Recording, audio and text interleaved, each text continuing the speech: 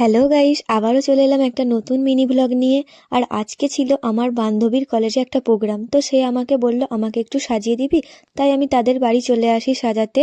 ওকে সাজাতে গিয়ে দেখো আমি নিজেই একটু সেজে নিচ্ছিলাম, আর দেখো ওকে সাজানোর পর ও কেমন নাচ করা শুরু করে দিয়েছে।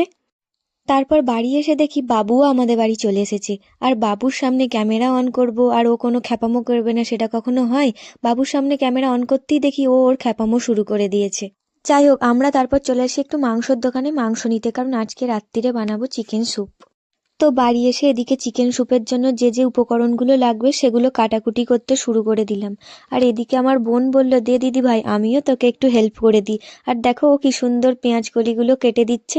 তো রান্না করার সময় না আমি কোনো ভিডিও ক্লিপ নিতে পারিনি, শেষে নামানোর সময় আমি একটু ভিডিও করেছিলাম, সেটাই তোমাদের সাথে শেয়ার করলাম। সবশেষে আমি আমার বোন আর আমার মাকে স্যুপটা একটু টেস্ট করতে বললাম, তো তোমরা ওদের মুখ দেখেই বুঝে নিও যে স্যুপটা কেমন হয়েছিল। ভিডিওটা এই অবধি, ভালো লাগলে কমেন্ট করে জানিও। আর দেখা হচ্ছে আবার অন্য কোনো ভিডিওতে। আজকের মতো টাটা।